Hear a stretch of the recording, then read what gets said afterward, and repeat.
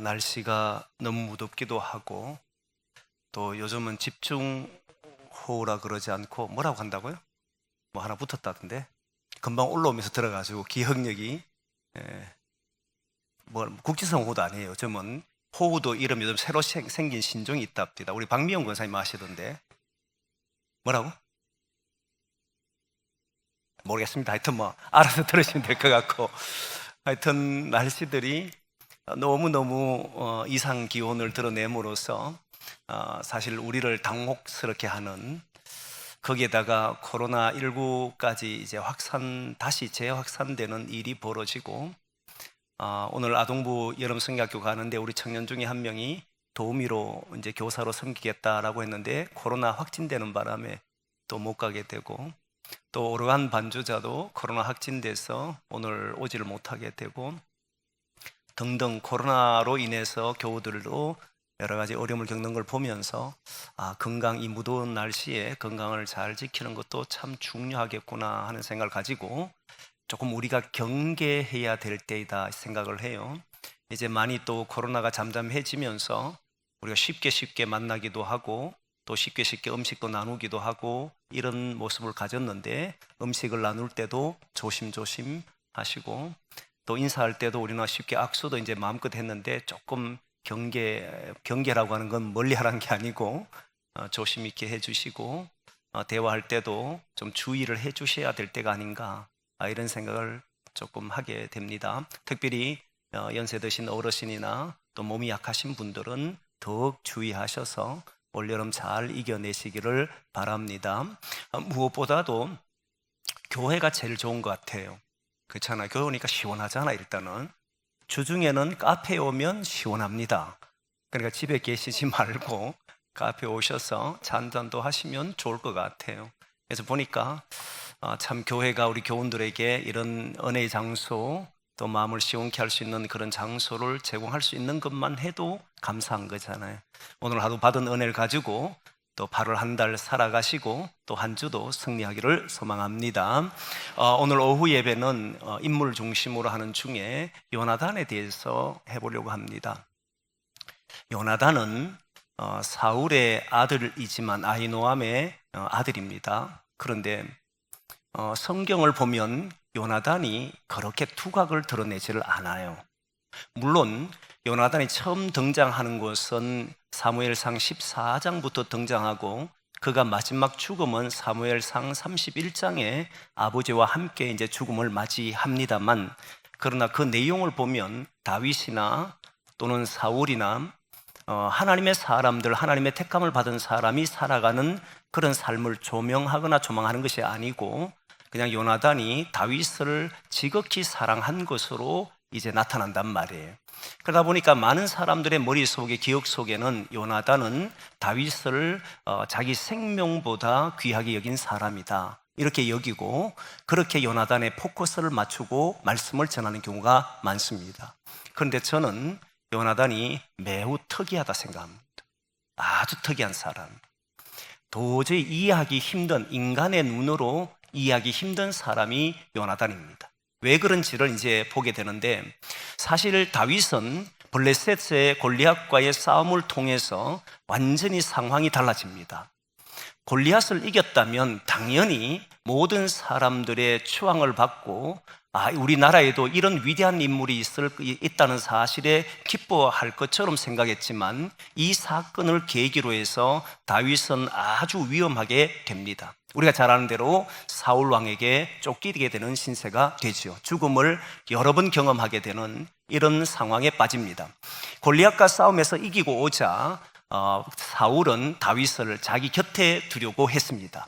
자기 곁에 두고, 그리고 어떤 일이 맡겼을 때 다윗은 지혜롭게 많은 일들을 처리해냅니다. 그 정도로 다윗이 능력이 있었어요. 그런데 결정적으로 사울이 미워하게 되는 이유가, 사람들의 입속에서 들려오는 소리가 다윗은 만만이고 죽인 사람이 만만이고 사울은 천천히다라는 소리를 하게 됩니다. 그러자 사울은 다윗을 주목하기 시작해요. 주목했다는 이 표현은 의심의 눈으로 쳐다보기 시작했다, 이 말이었습니다. 사울이 드디어 다윗을 의심의 눈초리로 보기 시작했고, 그래서 그때 갑자기 드는 마음이 다윗을 죽여야 되겠다 싶어서 창을 던져서 2번이나 다윗이 피하게 되는 일이 벌어집니다. 그 다윗은 도망을 가게 돼요. 그러자 다윗이 도망가고 있을 때에 사람들이 다윗이 자꾸 이렇게 사울의 미움받으니까 사울도 이래서는 안 되겠다 싶으니까 사울은 다윗을 자기의 사위로 삼고자 합니다. 사람들도 옳다고 여긴 거지요. 이렇게 해서 미갈이라는 여인이 다윗의 아내가 됩니다. 그렇게 살아가다가 이제 잠잠해지는 것 같았는데, 그리고 그러나 사울이 다윗을 계속 주목하고 보는데 이 사람이 사울이 다윗을 그냥 둘 수 없다고 생각을 하고 19장에 들어와서는, 사무엘상 19장에 들어와서는 사울이 다윗을 죽이고자 합니다. 대신들에게, 신하들에게 다윗을 죽여야겠다라고 말합니다. 그러자 요나단이 등장을 해요. 여기에서 요나단이 등장합니다. 하면서 하는 이야기가, 아버지요, 왕이요, 다윗이 무슨 죽을 죄를 졌습니까? 오히려 아버지도 골리앗을 이기고 왔을 때 기뻐하지 않았습니까? 그런데 어떻게 이 사람을 죽이려고 합니까? 이전에 이미 요나단은 다윗을 자기 생명처럼 귀하게 여긴다는 말씀을 해요. 그러나 어쨌든 그 자리 사울이 죽이려고 할 때 나서서 이건 잘못된 일이 없지 않느냐라고 말씀드리고 죽이면 안 된다라고 이야기를 해요. 그때 사울이 뭐라고 대답하냐면, 여호와의 이름으로 맹세하노니 다윗을 죽이지 않겠노라 맹세를 합니다. 여러분, 이 말이 진실일까요? 아니면 속였는 이야기일까요? 저는 진실로 봅니다. 여러분, 그런 경험을 해보지 않았습니까? 우리도 뭔가 약속을 할 때, 물론 이상한 사람들은 약속을 속이는 행위로 하는 사람도 있기는 합니다. 그러나 사울이 요나단 앞에서 하나님의 이름으로 맹세할 때는, 적어도 하나님의 이름으로 맹세할 때는 그런 속이려고 한 게 아니었어요. 진짜 죽이려고 하지를 않았습니다. 근데 문제가 벌어집니다. 어떤 문제가 벌어지냐면, 다시 블레셋이 쳐들어옵니다. 전쟁이 일어나게 되니까 여전히 이 문제를 해결한 사람이 다윗이에요.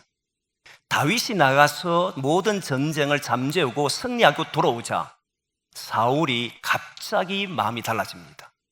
그래서 창을 던져서 또 죽이려고 했던 겁니다. 그래서 다윗은 급하게 피하고 미갈 자기 아내 집으로 피신을 했고, 미갈은 그날에 창문에서 달아내려서 다윗을 피신시킵니다. 이 내용을 알고는 사울이 다윗을 죽여야 되겠다 생각하니까 전령들을 3차례나 보냅니다. 3번을 보내서 잡아오라고 그럽니다. 그런데 전령들이 가서는 모두 그때 피했던 곳이 어디냐면, 다윗이 라마 노요시라고 하는 피인데, 이 라마 노요스는 사무엘이 살던 곳이었어요. 사무엘이 살던 곳에 피했을 때에 전령을 보냈더니 이 사람들이 가는 때마다 예언을 하는 거예요. 이때 예언이라고 하는 것은 선지자들이 하는 그런 예언이 아니고, 하나님의 영에 감동되어서 너무 기뻐서 잡으러 온 걸 잊어버리고 하나님을 찬양하는 식으로 막 해버린 거예요. 자기들은 까맣게 잊어버리고 다시 돌아간, 이런 것을 3번 하고 난 뒤에 도저히 안 되니까 사울이 내가 직접 가겠다 해서 사울이 직접 잡으러 온 거예요. 라마 노요세 잡으러 왔는데 놀랍게도 사울도 예언을 한 거예요. 사울도 결국은 다윗을 잡지 못하고 올라갑니다. 그러다가 이제 정월초하루가 되었는데, 정월초하루가 아니고 매월초하루. 매월초하루는 반드시 이스라엘 백성들은 속죄제를 드리기도 하고, 상번제라 해서 속죄제를 드리기도 하고, 왕의 가족들은 함께 식사하는 시간을 갖습니다. 그럼 다윗이 참여를 해야 되잖아요, 사위니까. 근데 참여하려고 하니까 전령을 보내서 자기 잡으려고 하는 것도 알고, 창을 던져 자기를 죽이려고 하는 것도 아는데 올라간다는 게 굉장히 부담스러워요. 이 분명히 내가 죽는 기라 생각했으니까. 그래서 요나단에게 부탁하기를, 너희 아버지가 나를 죽이려고 한다라고 이야기하니까 아니다, 우리 아버지가 그러지 않는다, 내게 약속하기를 당신을 죽이지 않는다라고 했다라고 해요. 이 일련의 사건을 모른 채 아버지가 자기에게 약속한 것만 믿고 이제 이야기를 한 거지요. 그랬는데, 그러면 다윗이 내가 한번 우리가 확인해보자, 너의 아버지가 왕이 나를 죽이려고 하는지 살리려고 하는지를 확인하는 방법은 내가 숨어 있을 테니까, 그러면서 나는 자기의 집인 베들레헴에 가서 아버지 앞에 이제 제사를 지낼 일이 있어가지고 예배 드릴 일이 있어가지고 갔다고 이야기해라. 그러면 사울이 그 이야기를 듣고 화를 내면, 노를 바라면 너의 아버지가 나를 죽이려고 하는 것이고, 괜찮다라고 말하면 아버지가 죽이려고 하는 것이 아니니까 그걸 알려달라. 어떻게 알려줄까? 화살을 쏘서 3번에 걸쳐 쏘고 그 종을 보고 아이를 보내서 이 편에 있다라 그러면 살려주는 것이고, 앞쪽에 있다 그러면 너를 죽이는 것이니까 도망가라, 이렇게 이야기한 거예요. 이 약속을 다 하고 진행이 됐습니다. 그래서 요나단이 아버지한테 가서 이야기를 하니까 아버지는 다윗을 죽여야 되겠다, 어떻게 나를 두고 베들레헴에 갔단 말이냐, 노를 바랍니다. 그때 요나단이 던진 질문이 이거예요. 아버지요, 다윗에게 무슨 죽일 죄가 있습니까? 물었습니다. 그러자 오늘 본문에 아버지가 한 말이에요. 사울이 한 말인데, 야, 어떻게 이렇게 말을 할 수 있을까? 자식에게 한 말입니다. 이야기한 게 30절입니다. 한번 보십시오. 30절 이야기를 같이 한번 읽겠습니다. 시작. 사울이 요나단에게 화를 내며 그에게 이르되, 패역무도한 계집의 소생아, 내가 이새의 아들을 택한 것이 내 수치와 내 어미의 벌거벗은 수치됨을 내가 어찌 알지 못하랴. 와, 패역무도한 계집의 소생아. 어떻게 아버지가 아들에게 이렇게 말할 수 있습니까? 아무리 화가 났다 할지라도. 그 어머니를 욕하잖아요. 견딜 수 없는 이야기 아닙니까? 나중에 그런 이런 이야기를 듣고는 분노했다라는 이야기도 나와요. 요나단이 화를 내고, 화날만 하잖아요. 자기 엄마를 이렇게 욕하니까 너무너무 화날 이야기예요. 패역무도한 계집의 소생아, 막 이렇게 이야기하니까, 야, 부모 중에 이런 부모가 있을까 했는데, 요즘 부모님들은 애들의 눈치를 보느라고 함부로 말을 못해요. 혹시 상처 입을까봐. 근데 여기에 계신 분들이 어렸을 때는 아마 우리 많은 부모님들 중에 그렇게 말한 부모님들도 간혹 있을지 모르겠어요. 저는 저희 할머니가 그렇게 이야기하는 걸 들어보셨으니까, 이 빌어먹을 자식아, 이런 이야기를 들어본 적이 있거든요. 아니, 화만 나면 이 빌어먹을 자식아 이러고 막 이래요. 그래서 제가 따져 물었습니다, 그때. 아니, 할머니, 그럼 내가 빌어먹으면 좋겠습니까? 이렇게 따져 묻기도 했는데, 그렇게 말씀하신 적이 있었습니다. 아마 여러분들은, 제보다 연세가 많으신 분들은 아마 부모님이나 할머니나 그 이전 세대들은 이런 이야기들을 많이 듣고 사셨던 분들 있겠지요. 근데 우리 은퇴하신 장로님 중에는 그런 말 하더라고요. 나는 평생 그래 듣지 못했다 얘기해서, 와, 정말 좋은 집안에서 살았다, 이런 생각도 한 적이 있었어요. 어쨌든 저는 이해가 안 되는 거예요. 어떻게 아버지가 그 자식에게 패역무도한 계집의 소생아, 이렇게 말할 수 있습니까? 네가 알지 못한다고, 내가 다윗을 택한 것이 얼마나 내 수치가 되는지를 아느냐고, 이렇게 말해도 되잖아요. 근데 그 어머니 아히노함의 이름을 들이면서 이 계집의 소생아, 이렇게 말하니, 와, 견딜 수가 없는 마음을 갖게 되는 거예요. 정말 이렇게 표현할 수 있을까? 요나단이 얼마나 크게 상처를 입었을까? 뭐 이런 생각이 드는 겁니다. 이 말이라고 하는 게 얼마나 무섭다는 걸 아셔야 됩니다. 우리 한번 찾아볼 텐데, 야고보서 3장 6절 말씀 같이 한번 보겠습니다. 시작.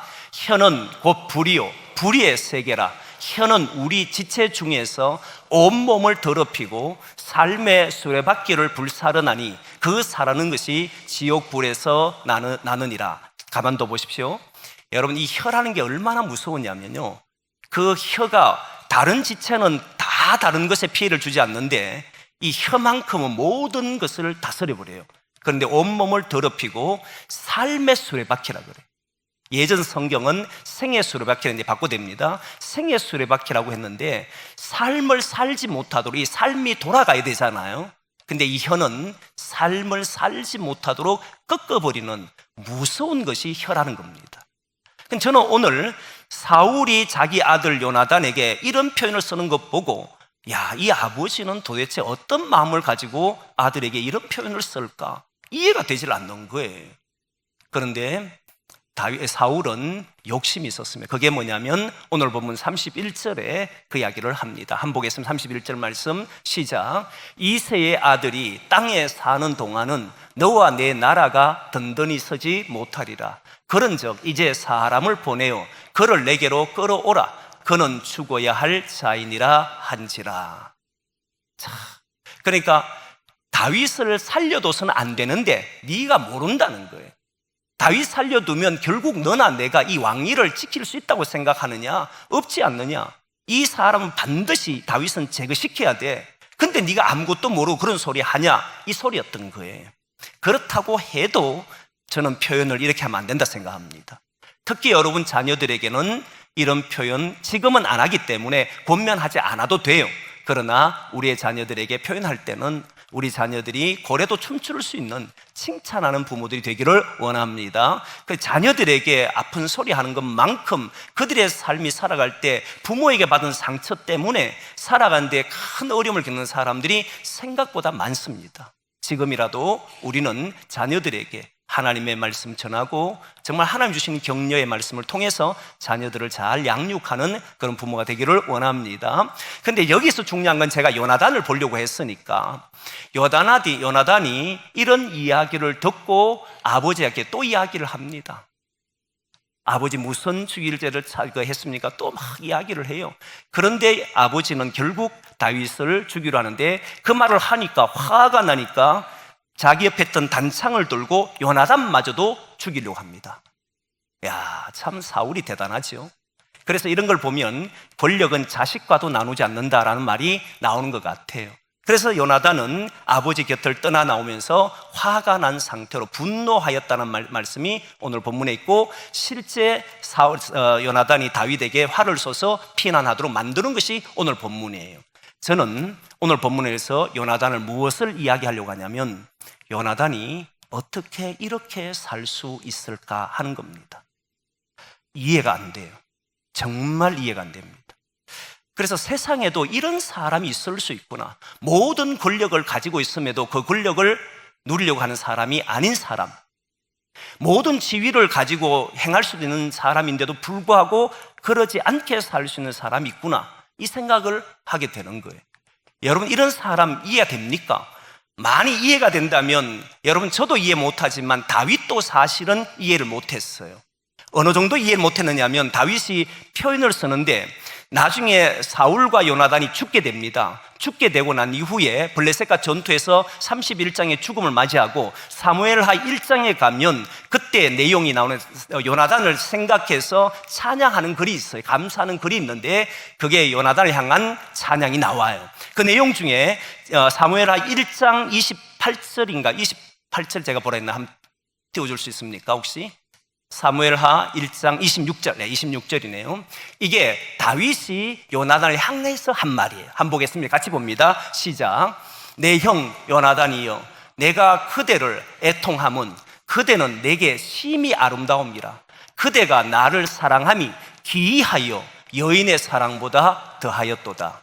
여러분, 여기에 기이하다는 말이 뭐냐면 경이롭다, 불가사의하다, 이 말이에요. 도저히 가까이 있었던 다윗마저도 이걸 이해할 수 없는 행동으로 봤다는 겁니다. 오늘날 우리는 요나단이 다윗을 이렇게 사랑했기 때문에 자기 목숨도 바칠 수 있는 사람이었다고 쉽게 말하지만 다윗조차도 요나단이 하는 행위를 보고 너무너무 놀라서 경이롭다, 이건 불가사의한 일이다, 이렇게 봤다는 거예요. 그 정도로 이해할 수 없는 행동을 사실은 요나단이 했다는 겁니다. 쉽게 납득이 안 돼요. 요나단의 행동은 어떻게 자기의 권력을 탐내지 않을 수 있으며 나에게 방해되는 사람을 제거하지 않을 수 있으며 그렇게 모든 것을 내려놓을 수 있을까? 누구나 의심할 수 있잖아요. 저 사람의 마음이 순수한가? 그런데 요나단은 진짜 순수했다는, 아무것도 바란 게 없었어요. 이게 너무너무 이해 안 돼. 여인이 사랑하는 것보다 여인의 사랑과는 비교가 안 된단 말이에요. 어머니의 사랑과도 비교가 안 돼요. 그러니까 다윗이 이해가 되지 않은 것은 여인이 자기를 사랑할 때 지켜주는 그것보다도 그것으로도 설명이 안 되고 어머니나 주변의 사람들이 자기를 지켜주는 이것보다도 이해가 안 되는 거예요. 너무너무 이해할 수 없는 행동을 요나단이 했다는, 저도 이해가 안 돼요. 그러나 저는 이건 받아들이고 싶어요. 뭐냐면 요나단과 같은 사람도 있다는 사실. 누구나 보면 사울처럼 행동하는 것이 정상적이고 자기의 것을 지키기 위해서는 누구의 것도 내 것도 빼앗기지 않기 위해 싸워야 되는 것이 정상이라고 하는 것이 우리가 사는 일반적인 행동인데, 그 일반적인 행동과 다른 행동할 수 있는 사람도 있다는 사실을 저는 받아들이고 싶어. 의심하는 것이 아니라 진짜 이 사람은 그렇게 살았구나, 이런 사람이 세상에 어디에 있을까 할 정도로 이 사람을 그대로 받아주고 싶은, 요나단의 행위를 아주 높이 찬양하고 싶을 만큼 요나단의 삶을 인정하고 싶은 거예요. 그러나 이것만으로도 이해가 되지 않는데, 그러면 혹시 다른 것이 있을까? 요나단에게는 특별히 다른 것이 있을까라고 했을 때 특별한 내용은 잘 나오지 않아요. 다만 아버지가 죽이려고 하고 자기를 죽이려고 하는 순간에도 아버지에게 다윗의 편을 들고 이야기하는 것을 봤을 때는 이 사람은 어떤 사람이었냐면 그것은 옳은 것을 향해서 움직였던 사람으로 보입니다. 옳은 길을 향해서 옳지 않는 것을 택하지 않고 옳은 것을 위해서 자기의 목숨이 위태롭다 할지라도 그것을 위해 움직인 사람이 요나단이었다라고 생각이 들어요. 이런 자세는 우리가 매우 배울 필요가 있는 자세라고 생각합니다. 어떤 일을 하든지 그 일들 속에 그 자리나 명예나 권력이 아니라 정말 옳은 것을 향해 무엇이 옳은지를 판단하고 그 길을 걸을 수 있는 사람은 저는 대단한 사람이라고 보여지는 거예요. 아버지가 힘으로 누르겠고 창으로 죽이려고 하고 자기 어머니를 욕하는 순간에도 그는 옳은 말을 하더라는 겁니다. 옳은 길을 택했다는, 이런 것은 우리가 본받아야 될 일들이 아닐까. 관계가 되면 정말 나하고 친하면 그게 옳지 않음을 알면서도 우리는 말을 못할 때가 많잖아요. 근데 옳은 길을 택하면, 그게 옳다라고 하면 우리가 그 길을 택할 수 있는 사람이 된다는 건 참 쉽지 않는 길이잖아요. 그래도 요나단은 아버지의 힘에 의해서 굴복되질 않고 내 아버지임에서도 요나단은 이게 잘못된 행위이기 때문에 이야기를 할 수 있는 사람이었다는 겁니다. 대단한 사람이라고 생각하는 거예요. 근데 마지막 하나가 뭐냐면 우리가 생각할 수 있는 요나단에게는 특별한 무엇인가 있어야 되는데 그 특별한 무엇이 여호와에 대한 생각인가, 이것밖에 없습니다. 실제로 요나단은 하나님에 대한 신앙이 뛰어났습니다. 어느 정도냐면 한번 찾아볼 텐데 이거 사무엘상 14장 6절 말씀입니다. 같이 한번 보겠습니다. 시작. 요나단이 자기의 무기를 든 소년에게 이르되 우리가 이 할례 받지 않는 자들에게로 건너가자. 여호와께서 우리를 위하여 일하실까 하노라. 여호와의 구원은 사람이 많고 적음에 달하지 아니하였느니라. 요나단의 신앙은 바로 이런 신앙이에요. 그리고 요나단이 아버지에게 권하든 또는 다윗에게 이야기하든 오늘 본문 마지막 절에도 보면 항상 여호와의 이름으로 합니다. 이 사람의 행동은 신앙에서 출발됐다는 것을 알 수가 있어요. 그래서 오늘 읽었던 사무엘상 14장 6절의 말씀은 블레셋과 전투가 있을 때 요나단이 자기의 무기 든 한 소년만 데리고 내려가서 그들을 치자라고 이야기합니다. 소년이 겁을 내잖아요. 그때 한 말이 하나님은 숫자에 있는 것이 아니다. 하나님은 숫자로 승부하도록 하지 않는다. 이게 다윗을 보면서 깨달은 거잖아요. 그래서 그는 단둘이 내려가서 블레셋을 싸워서 이긴 사람이 요나단입니다. 그 모든 근거는 어디에서 있었냐면 여호와에 대한 신앙에 있었다는 거예요. 그런데 저는 오늘 본문을 통해서 함께 나누고 싶은 것은 이겁니다. 이 세 가지가 함께 어울려져야 한다는 거예요. 무슨 이야기냐면 나의 의로움이 강하고 신앙으로 행동하지 않으면 이게 하나님 앞에 검증이 되지 않는 행동을 하는 거잖아요. 자기의 의로움이니까. 그 자기의 의로움은 결국은 자기가 살아온 것에서 형성된 의로움입니다. 가정의 문화나 또는 내가 공부하면서 배운 것으로 인해서 내가 생각했을 때 이게 옳은 거야 라고 자기가 만든 의로움을 가지고 살게 되면 어떤 행동을 하냐면 자기의 의로움 때문에 상대를 해할 수 있게 됩니다. 이 자기의 의로움은 사실은 무서운 겁니다. 옳은 길을 택할 때도 내가 옳다라고 말해버리면 상대가 말을 해도 그 옳음을 인정하지를 않게 됩니다. 이때 필요한 것이 뭐냐면 신앙이라고 하는 게 필요하다는 거예요. 우리는 옳음을 위해 살지만 신앙 안에서 옳음을 추구하셔야 된다는 거예요. 하나님 안에서 다시 새롭게 설정된 것으로 자기의 의로움을 가져야만, 자기의 옳음을 가져야만 두 가지가 맞아 들어간다, 삶에서. 자기의 의로움만 사는 것이 아니라 하나님께서 원하는 길로 선택하는 길을 하셔야 된다는 거예요. 지금 사울은 분명히 누가 들어도 일반 사람이 들어보면 사울의 생각이 옳다라고 말할 수 있습니다. 왜냐하면 왕위를 지키려고 하면 이 사람이 뛰어나면 안 돼요. 그거는 일반적으로 보면 그렇지만 그것을 고집하기 때문에 바로 자기 아들에게도 아주 말하지 말아야 될 말을 해버리잖아요. 그건 자기의 옳음이라는 거예요. 이랬을 때는 자기 아들도 죽일 수 있는 사람이 돼버려요. 이때 사울은 하나님 앞에 신앙이 없는 행동을 했다는 겁니다. 그런데 요나단은 하나님 앞에 바른 신앙을 가지고 자기의 옳음으로 아버지든 누구에게든 옳음을 선택하도록 권했다는 거예요. 그 길을 걸어갔다는 거예요. 그게 어떻게 나타나냐면 결국 아버지를 해하지를 않습니다. 나중에 여러분 보시면 사무엘상 하 1장에 보면 조금 전에 다윗의 요나단을 기림하면서 찬양했는 게 있잖아요. 거기에 보면 이런 내용이 나옵니다. 요나단이 아버지를 사랑하여 함께 죽었다는 표현이 있습니다. 요나단은 아버지에게 화를 내기도 했지만 그러나 끝내 아버지를 사랑했고 아버지가 전투에 나갈 때 이 요나단도 함께 가서 전투를 하다가 그 자리에서 다 죽습니다. 사울의 아들들이 죽음을 맞이해요. 이때 보면 요나단은 옳은 것이 나를 미워하는 아버지랄지라도 내 어머니를 욕하는 아버지랄지라도 그를 향해서 하나님 앞에서 신앙으로 행동하더라는 거예요. 이 두 가지가 있었다는 거예요. 한편 신앙으로만 살아가는 사람들은 모든 것이 좋은 것이라고 해서 은혜로 해야 됩니다라고 하는 사람들은 항상 옳음을 갖추려고 해야 합니다. 좋은 것이 좋은 것이라고 하는 것은 맞지 않습니다. 신앙인은 하나님 앞에서 살아가되 반드시 모든 것을 덮어주는 것이 아니라 그것이 무엇이 옳은지를 판단하고 그 옳음에 따라 행동할 수 있는 사람이 되어야 한다는 거예요. 저는 이런 사람이 모든 사람들이 볼 때 귀하고 정말 경이롭고 불가사의한 일을 하는 사람이라고 생각합니다. 저와 여러분들이 살아가면서 우리에게 주어진 모든 일을 할 때 우리에게 있는 이 신앙과 그리고 우리가 배워온 자기의 옳음의 길과 이 두 가지가 잘 맞아서 하나님이 기뻐하는 사람으로 교회와 가정과 삶을 살아가기를 소망합니다.